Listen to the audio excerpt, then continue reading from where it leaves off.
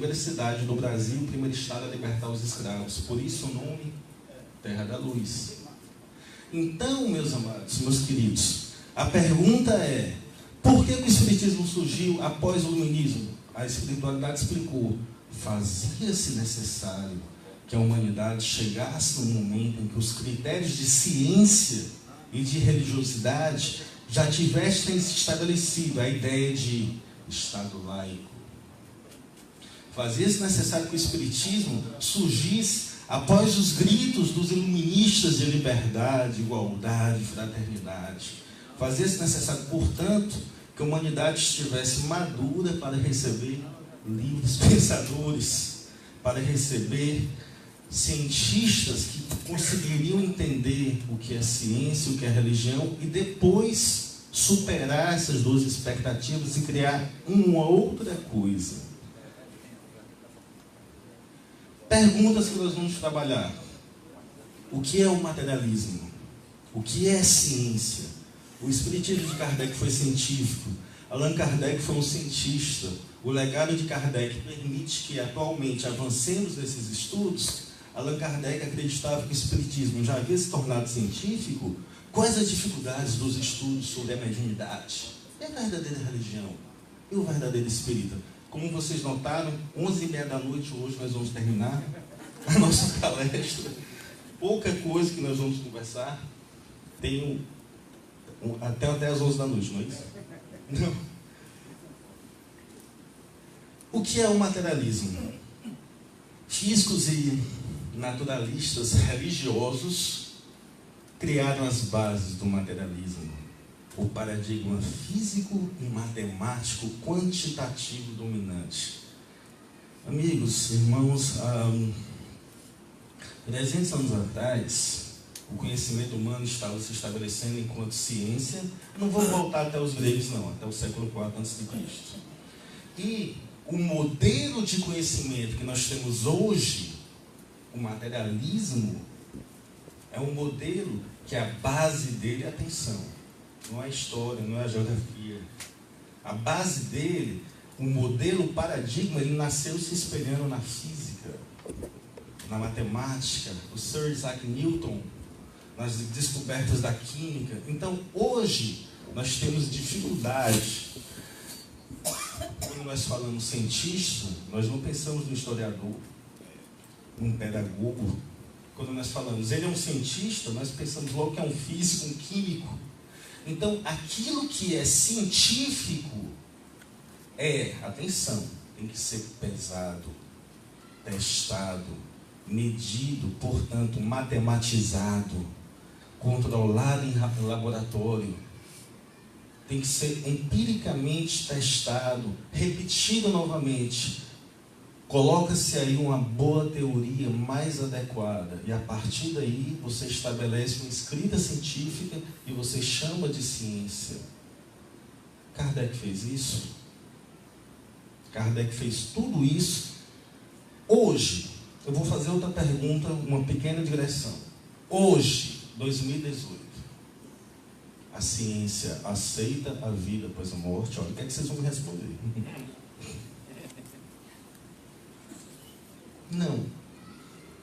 Não aceita. Eduardo, mas tem um físico ali, tem um psiquiatra lá, e aí? Não aceita. Por que a ciência não aceita?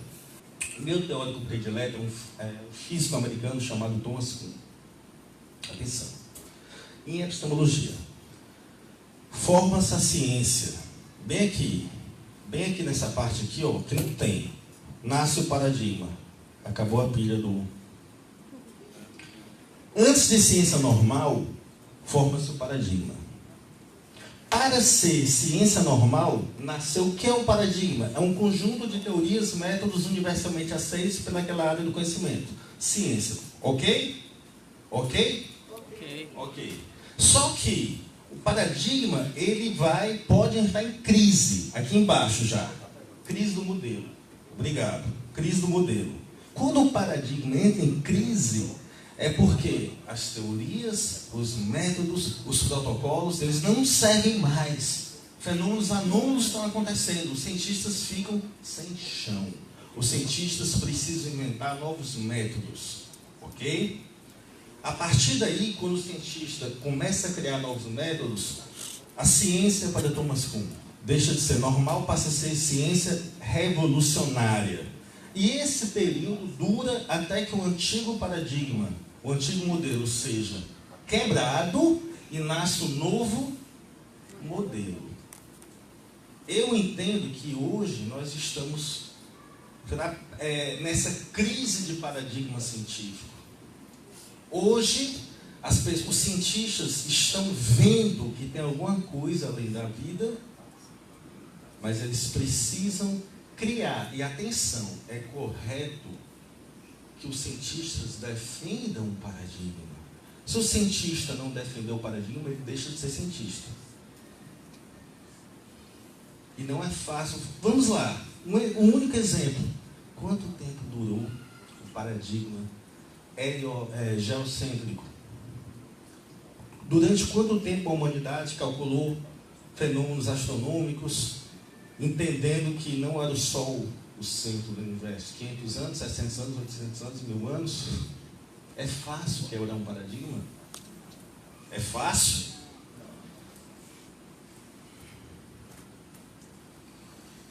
O espiritismo de Kardec foi científico, Allan Kardec foi um cientista, o legado de Kardec permite que avancemos nesses estudos.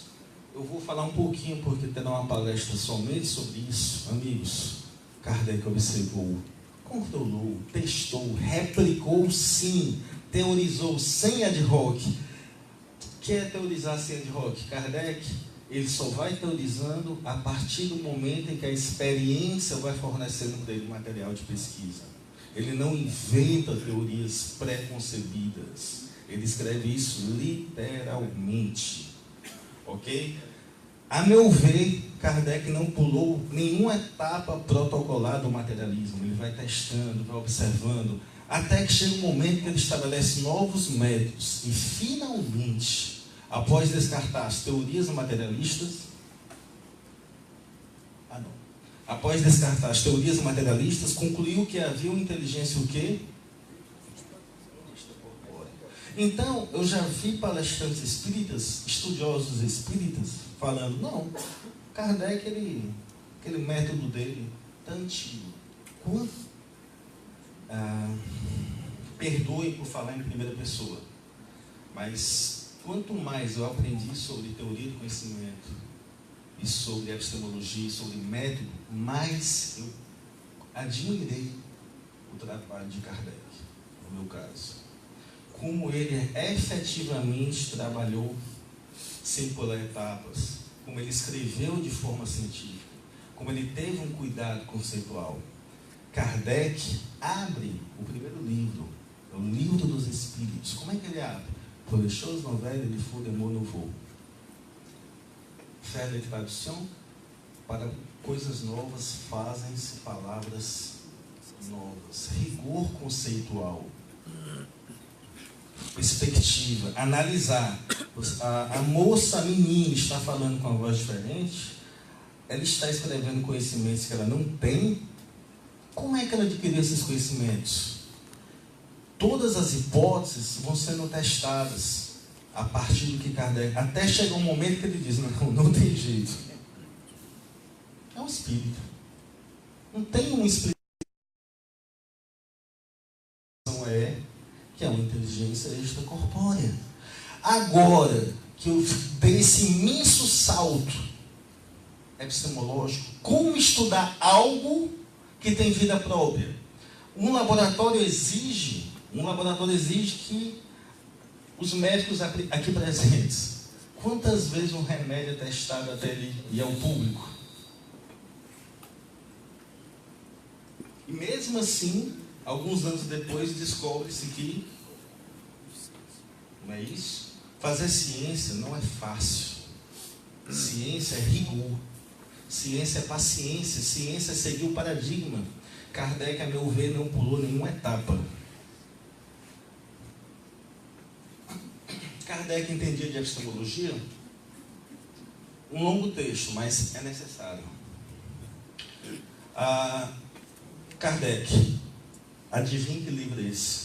A nossa querida presidente falou que ninguém leu o que é o Espiritismo. Por quê?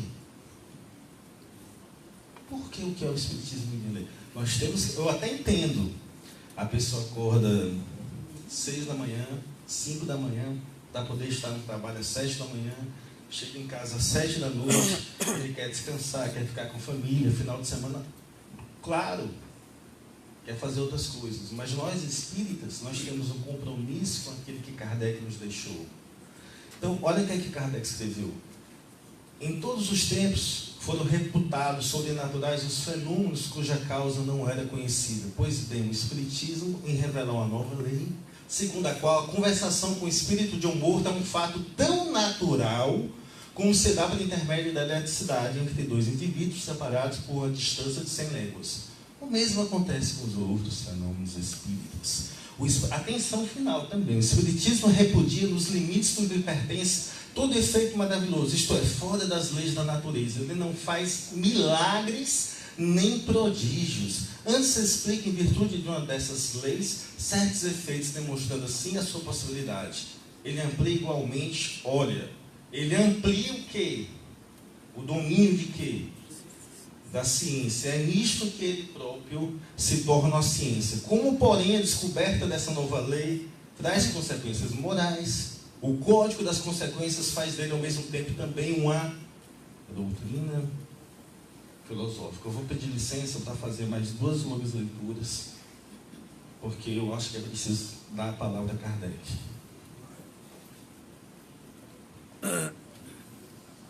Seu assistente de palco, por favor. Obrigado. O Chacrinha tem a chacrete, né? O nome do meu assistente de palco. Eduardete? Ah, Fernando. Ok. Obrigado. Pode ser Fernando, obrigado. Allan Kardec. A ciência enganou-os. A ciência enganou-os quando quis experimentar. Olha Kardec, entendi de ciência. Olha o que é que ele escreveu. A ciência enganou-os quando quis experimentar os espíritos, como experimenta o quê? Uma pilha voltaica. Foi mal sucedida como devia ser-lo, porque agiu visando a analogia que o quê, meus amigos? Allan Kardec escreve: o materialismo não serve para estudar os espíritos, ou só serve em parte. E depois, sem ir mais longe, concluiu pela negação. A ciência nega juízo temerário, que o tempo, como Kardec escreve bem, é objetivo, claro, que o tempo se enganou de ir emendando diariamente, como já tem emendado outros. É aqueles que o preferiam restaurar a vergonha do erro de se haverem levianamente pronunciado contra o poder do infinito Criador. A última de Kardec, infelizmente. Assistente de palco, obrigado. Depois eu dou um livro para lhe dar de presente em agradecimento. Tá? Eu mesmo escrevi. Lembre. Pessoal, essa nós temos que pensar demais. Vocês lembram que eu falei sobre crise de paradigma, ok? Ou não? Tá. Pelo fato de ainda não ter o Espiritismo adquirido o direito de cidadania na ciência oficial, algumas traduções fazem cidadania, usam cidadania, outras falam cidade. Não estou certo, eu acho que em francês ele fala cidadania, não me lembro. Merecerá ser condenado? Kardec está perguntando. O Espiritismo não é aceito pela ciência, por isso ele merece ser condenado? O que é que Kardec respondeu? Como é que é? Se houvesse enganado, sua opinião nesse sentido teria grande peso na balança. Infelizmente, a experiência prova o contrário. Não repeliu ela, a ciência, como inúmeras tantas descobertas, que mais tarde se tornaram títulos de glória para os seus autores. Olha o final. Não foi devido a um parecer do nosso primeiro corpo sábio que a França se absteve da iniciativa do vapor, quando Robert Fulton veio ao campo de Bolonha apresentar o plano ao Napoleão I, que confiou o exame imediato ao Instituto. Não decidiu esse que aquele era o quê? Uma utopia com que não se devia ocupar. Kardec está dizendo: a ciência, ela tem imensa dificuldade de quebrar os seus paradigmas. Você lê Kardec aos 8 anos de idade, como eu li a primeira vez, e depois eu li Kardec com essa bela idade que eu estou. É impressionante a lógica, a racionalidade, o que ele entende de teoria do conhecimento, o que ele entende de método. Por quê? Bom, aí é uma outra palestra, né? A gente tem que falar do professor dele, um certo professor que foi um dos maiores pedagogos do mundo. Quem é? Enfim, assistente de palco. Eu vou combinar uma coisa contigo. Quando eu fizer assim, ó, ou assim, foi uma encarnação que eu fiz sultão. Tá bom? Então vamos lá. E as pesquisas atuais sobre mediunidade e a vida após a morte. Ontem o nosso palestrante falou sobre experiências de quase morte, transcomunicação instrumental, terapias de vidas passadas, pesquisa sobre reencarnação. Foi falado também, a palestrante falou sobre a pesquisa que os nossos irmãos argentinos estão falando nas colônias de bactérias. Agora, só para a gente refletir, como é que nós vamos estudar um objeto de estudo que até o nosso pensamento pode interferir nele? Tamagotchi. Obrigado, viu?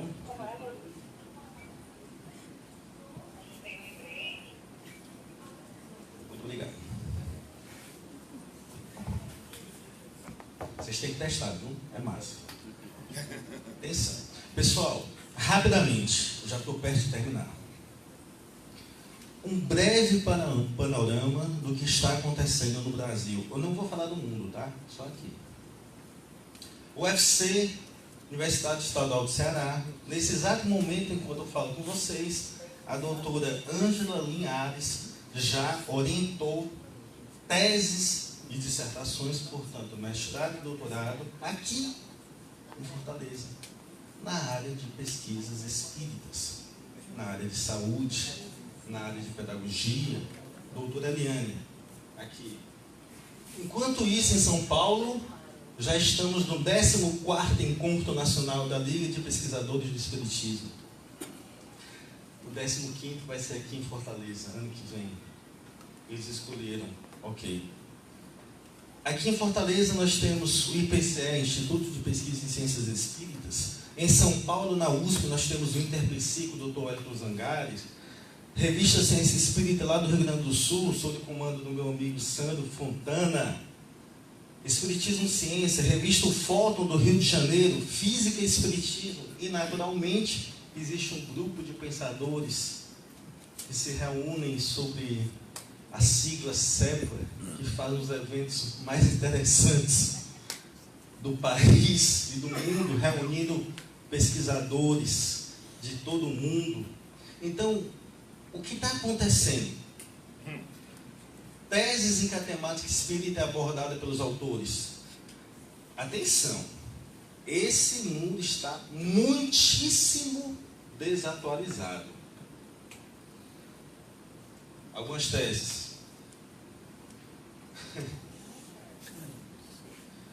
Vocês têm 10 segundos para refletir. Área VIP, está conseguindo ver bem ali atrás? Não. Não? Área VIP não está vendo nada, né? Tá... Mas são muitas. E, se eu tivesse mais tempo, eu fico mais 5 minutos, teses na área de pedagogia, medicina, literatura, todas as áreas do conhecimento contempladas por teses de doutorado nos últimos 20 anos. Escolham a sua área. Ontem, o palestrante falou da tese do Alexander Moreira. Foi alguma coisa de uns 10 anos atrás que ele defendeu. Hoje ele trabalha na Universidade Federal de Juiz de Fora. Dissertações, mestrado. Esse número já deve ter dobrado. Tanto de tese como de dissertação.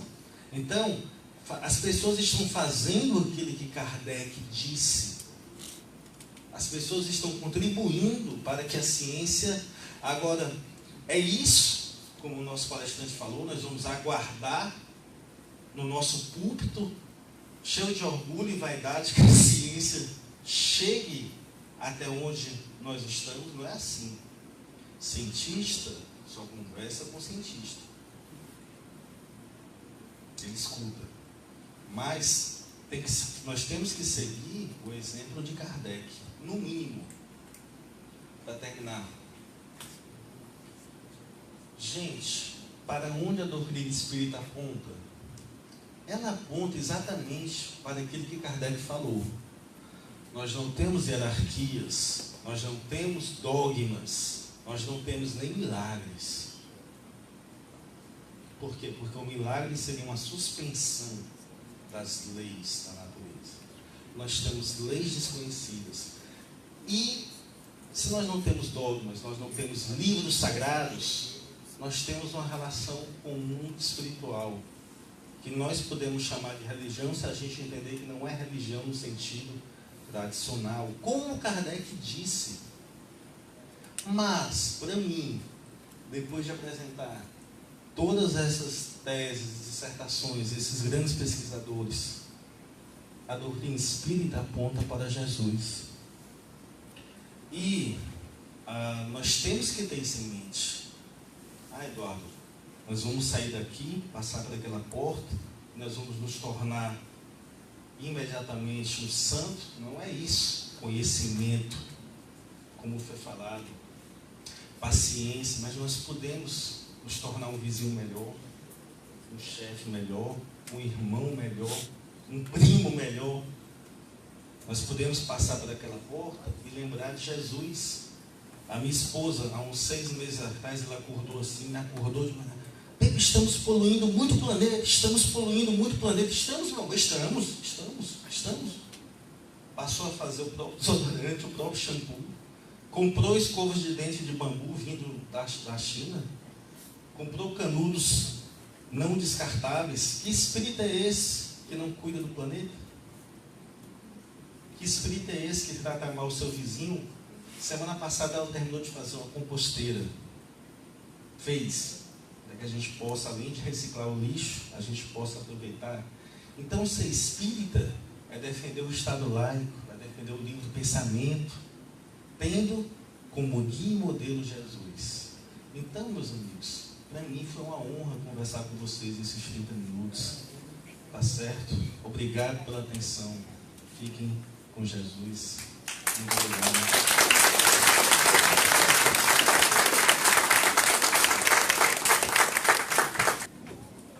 Tem uma pergunta aqui. Oi. Pois não. A física quântica está ligada ao espiritismo? Como analogia, talvez. As últimas pesquisas que eu tive a oportunidade de... Eu gostaria que os especialistas... Eu acho que Kardec diria... Onde estão os especialistas em física? Eu não vejo essas ligações. Eu não vejo. Como analogia, eu acredito que nós podemos fazer analogia. Mas a física quântica, a meu ver, ela ainda está encerrada nos porões do materialismo. Talvez ela já tenha aberto portas, já temos vislumbres, mas até o momento, eu acho que nós temos que seguir a prudência de Kardec. Até o momento, eu penso que nós temos que seguir o método que Kardec deixou, analisar com cuidado. Eu espero que sim, mas eu acredito que até o momento não. Qual o método mais objetivo para combatermos o misticismo no espiritismo? Nossa, eu vou falar em nome do espiritismo, não faça isso comigo não. Por favor. Pessoal, façam perguntas mais fáceis, eu estou ficando constrangido aqui. Misticismo é o estudo, é o bom senso, é fazer encontros como esse, é trocar ideias, é ofertar ao irmão, ofertar ao amigo dados, informações. Então, aquilo que é místico vai sendo substituído aos poucos por uma fé raciocinada. É isso. Tem uma outra pergunta aqui, que vamos ver como você entende. Como explicaria sobre os mundos habitados? já que é visto como um espaço habitado, porém vazio, ou seja, um local sem dimensão específica. Neste caso, qual a visão espírita desses mundos? Ou seja, vários mundos? Tem que explicar a pergunta, né, para poder... Não, Kardec vai falar em mundos habitados, Kardec vai falar que todo o espaço é habitado. E em determinado momento do livro dos Espíritos, ele vai falar que alguns espíritos ficam em francês, é sortie de bivac, traduzido bivac por acampamento em português. O fato é que nós somos o nosso mundo. Se eu estou bem, a luz está em mim. Se eu estou bem, o umbral não está em mim. A nossa consciência determina onde nós estamos para o Espiritismo. Então, se eu vou ajudar aquele necessitado em um local que nós chamamos de umbral, eu levo o meu céu até ele, para que ele possa estar comigo. É assim que eu entendo. Mas com relação aos mundos espirituais, Kardec falou, os espíritos falaram, todos os cantos são habitados. Agora, como são habitados? Que tipo de energia? É isso. Temos mais perguntas? Amigos.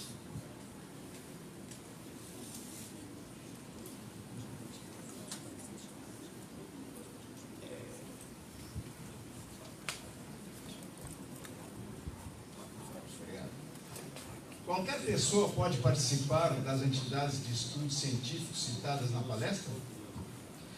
Por favor, por favor, participem. Por favor, o IPCE, tem um Facebook do IPCE. Eu fundei um grupo de estudo Hermínio de Miranda, que nós não estudamos somente a obra de Hermínio de Miranda, mas estudamos outras coisas, organizamos eventos.